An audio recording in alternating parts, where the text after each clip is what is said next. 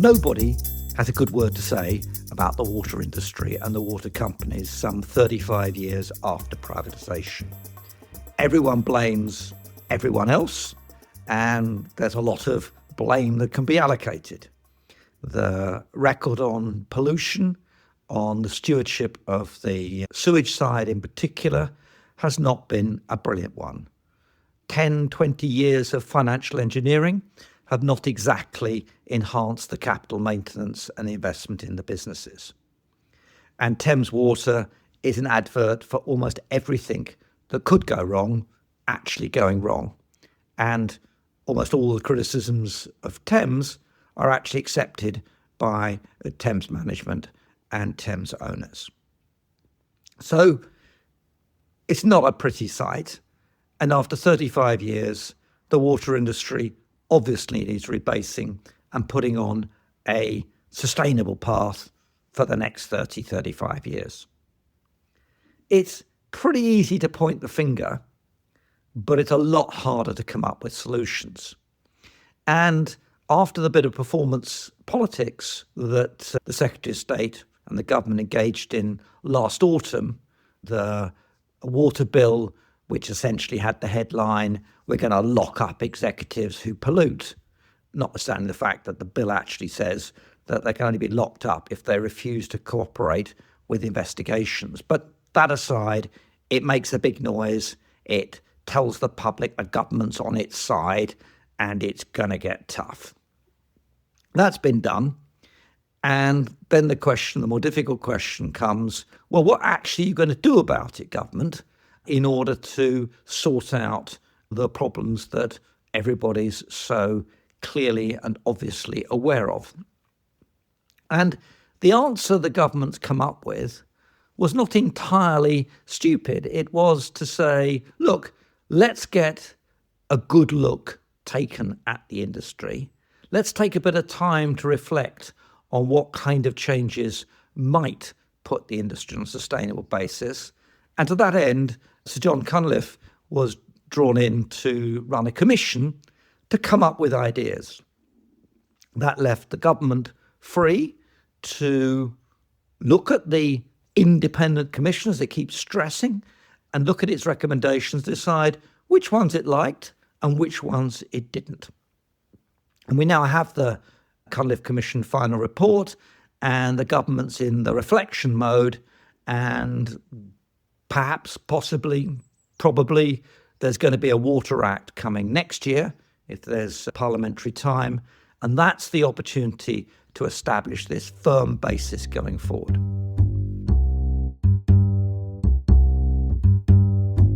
So, if we look at what the options are, there are essentially four. The first is to simply kick the can down the road, do lots of performance politics, but actually do very little to change the structure and regulation of the industry. That's always, in almost any public policy choice, the most likely outcome. And I'll come back to that. The second is to do what Cunliffe suggests we should do, and that is essentially that the government should sort out what its objectives are, define the trade-offs, abolish Ofwat, and go for a supervision model with a tacked on catchment forum, stakeholders group, etc. A bundle of technocratic changes which the Cunliffe Commission clearly believes will overcome the twin problems of public trust in the industry and at the same time the lack of trust by investors in the regulatory framework and the opportunities to make good, substantive returns for putting in the private capital that the investment programme to put right the industry will need. It's a hell of a trade-off to try to sort out trust on the one hand, a public demanding almost retribution against the companies, a desire to pull down the financial engineering that's taken place, and on the other, a set of investors who've come to the conclusion, at least in some cases, that this industry is just basically uninvestable. And they need higher returns, and they need dividends, and they need, on top of that, lower regulatory risk. That's a pretty substantive trade-off problem which Cunliffe tried to resolve. That's number two, and I'm going to explain why the Cunliffe proposals broadly don't answer the questions that he in fact set himself: trust and investability. The third is what almost all Labour backbenchers want, and indeed I suspect many on the ministerial payroll too, and much of the public: just nationalise the industry, presumably on the assumption that it'll transform the performance, just like we've been promised that nationalising railways will make the trains run on time and fares won't go up by inflation plus into the future. I'm not going to spend any time on that.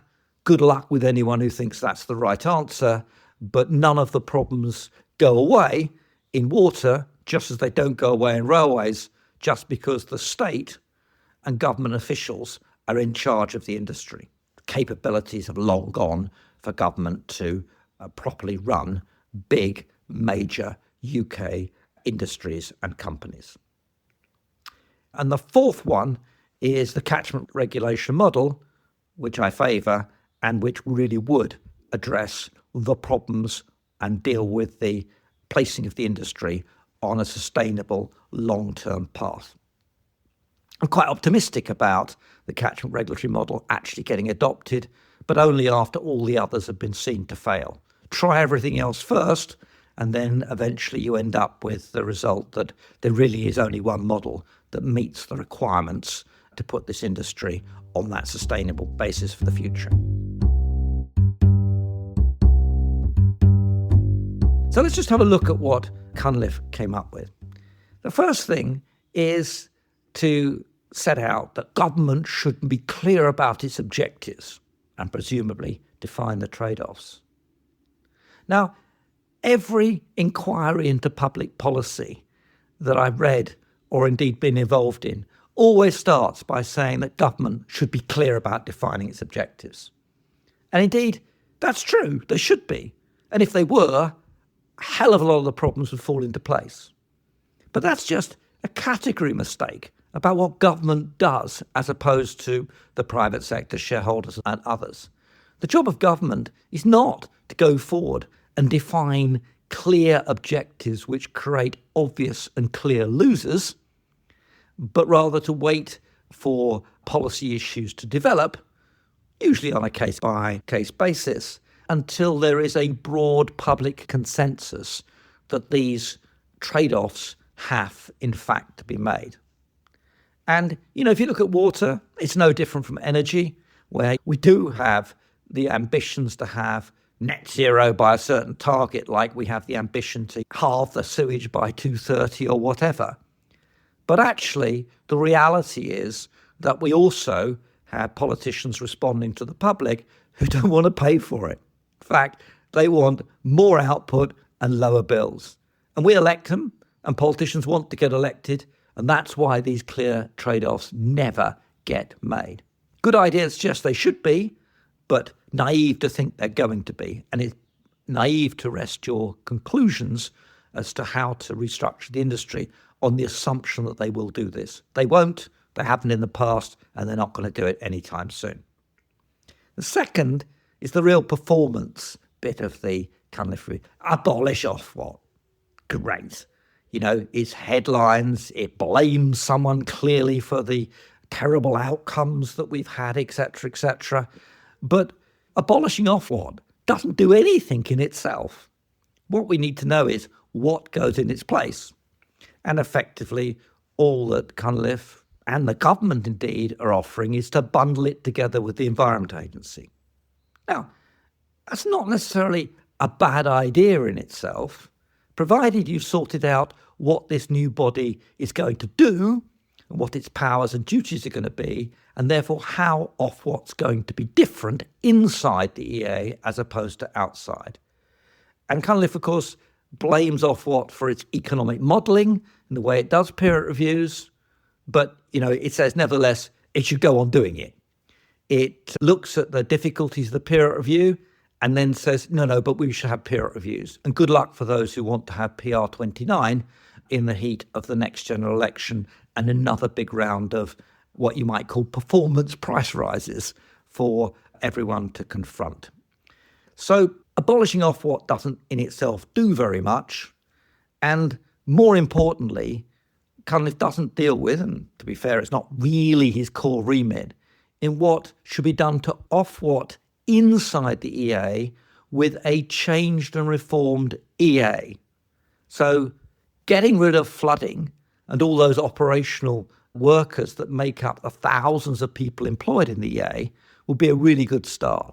This is an opportunity to have a proper environmental protection agency, like many European countries do, focused on examination, investigations, prosecutions, and keeping to the law. And in that case, keeping the likes of Thames up to the mark too. That's all missed. So I think what abolishing Ofwat really means is the old phrase, Ofwat is dead, long live Ofwat. And that, I think, is the extent of what's proposed. The second thing that Cunliffe comes up as substantive proposals, beyond clarifying the objectives by government and so on, is he advocates a supervision model. And he seems to think this works well in banking, and he comes from a banking background, and he thinks that this is going to work for the water industry. And what supervision means is setting up teams inside the greater Ofwat we're effectively going to have inside the EA to get close to the companies and understand what they're doing. Really? This is a massive expansion of regulation. These people are going to be expensive. No doubt they're going to come from inside the industry. The possibilities of capture are enormous. And this is going to be layered on top of the peer reviews, which are going to carry on, including the economic modelling. This is not a recipe for sorting out the industry. This is a recipe for the sorts of deals that Thames Water has been pushing for, and finally at least got one of them, which is postponing paying for its fines going forward. So the supervision model, in my view, is a huge mistake. It's the wrong direction to go, and it's going to cost more. It's going to create more and more intervention. And it means that, contrary to the government's ambition to get regulation off the back of business, this is a really substantial potential long-run expansion of regulation. And then finally, Cunliffe recognises that catchments are important, but isn't prepared to go all the way and set up the regulation on a catchment basis. It's a stakeholders forum for each catchment he has in mind, and that's just another layer which will feed into the regulatory process and another burden on top of the industry in its current form. Now, catchment regulation is a really good idea, but done properly, Ofwat does get abolished. Some of its residual functions go on to some general utility network regulatory body, which Labour once proposed ahead of its 2000 Utilities Act. But the action becomes at the catchment. And the catchment regulator has a digital map of the catchment.